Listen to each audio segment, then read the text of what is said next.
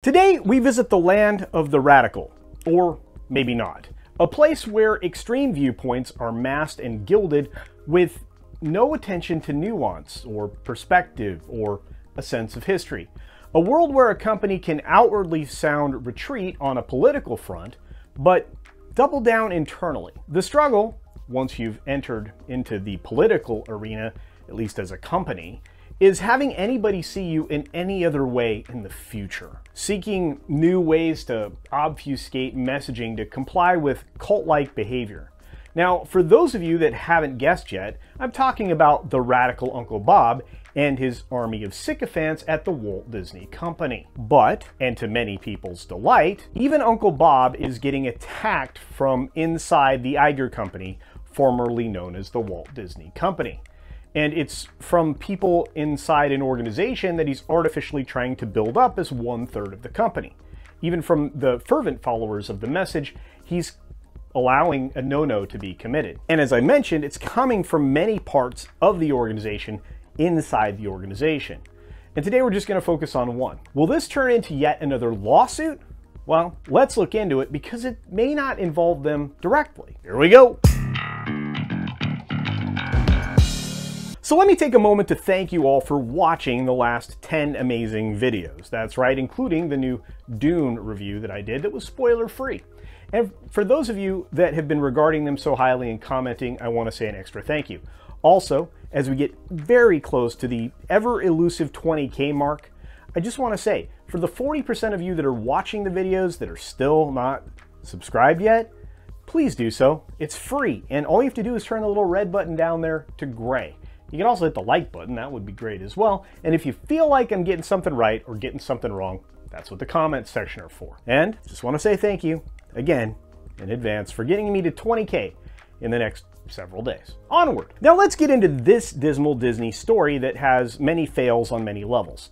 A story that I still can't really believe and isn't even Disney's, fault. For those of you that don't follow sports ball or video gaming stuff, I assure you this will still be interesting because it involves a large chunk of Disney and the company that they keep. About 1/3 of their company, and then a whole lot of licensing revenue. Specifically, we're going to focus in on EA. You see, at the end of last year, before the minor investment in Epic Games, Disney was reportedly looking to buy EA. You don't have to go that far back, it was in October. EA and Disney have a deal on for all of the Star Wars games, and as a natural extension, that would be a pretty easy outright acquisition for Disney, just acquiring EA. They need gaming, they've been abandoning it every time they get it started, and maybe they finally caught on that that might be a future part of entertainment, at least for the majority of the younger audience folks that they've been targeting for a long time. Now, what's more, of course, this isn't even about that. What it's more about is the fact that EA's new College Football 25 features nothing but ESPN commentators, and of course the show hosts that are associated with that show.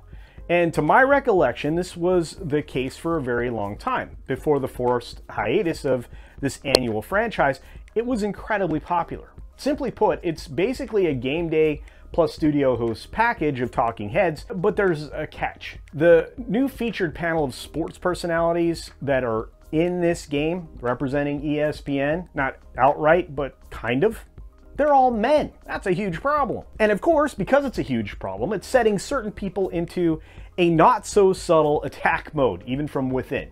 Mainly all the ladies. I mean, you know, the sideline reporters, they're vocal. And you're getting it from Holly Rowe and Molly McGrath and several others who made it clearly known that they weren't thrilled that no ladies' names are attached. And they would know whether or not they're doing voices for this video game. And this is one of those rare times where I'm going to say it's odd that no ladies will be appearing in the voice cast, at least at the time of my reporting. Why? Well, I specifically remember Aaron Andrews being featured in the game as a sideline reporter and as a host of the Road to Glory mode that allowed you to progress a player through their college career and maybe into the pros, where, again, you could offload them into the pro version of the game. And as an aside, that was kind of my favorite part of the game because I like to build and develop things, and that was perfect for me. Apparently, the same is not true with EA. Anyway, The first time in 10 years that this game will actually be coming to a console will actually feature up to 11,000 actual players that will be compensated for the very first time. The amount of compensation is fixed at $600 per year, and a copy of the game is also something that they'll receive. And this fixed amount is, well, considered equitable. It will ensure that the division of the revenue is equal. Now, that's actually kind of funny because explaining that to the superstars of the college game is going to be fascinating. And it may wake them up to just how bad socialism, Marxism, communism, and things like that are. But that's for another discussion, and I certainly don't want to make it political today. Meanwhile, there are likely to be more controversial points about this game, including the inability to create your own version of a player that did not opt into the game revenue portion. They actually have created a way to actively block that in the game. So, even if you try to create those players, it's going to stop you. Incidentally, the option to opt into this for the players was just last Thursday. So everybody's already trying to make a decision now. So, returning to the subject at hand and the reason that you're here, expect more of an outcry of underrepresentation of women in this game if things aren't added on soon. And they have a tiny little window to get that done, maybe until May or June of this year. My suggestion is they try offering the same $600 deal to the lady sideline reporters that they're offering to the college students. Well, and they'll get a copy of the game too. I'm kidding, of course, but seriously, if the entire crew of ESPN dudes are appearing, and so far no ladies, I'd say that's a real problem. It's kind of like another woke on woke crime. This is one of those moments that I think a lot of people cheer for. Is it just something intentional? Is it an oversight? Do they not think that the ladies on the sideline are integral to the game? Those are all interesting questions, and I'm certainly going to want you to drop your thoughts in the comments section below.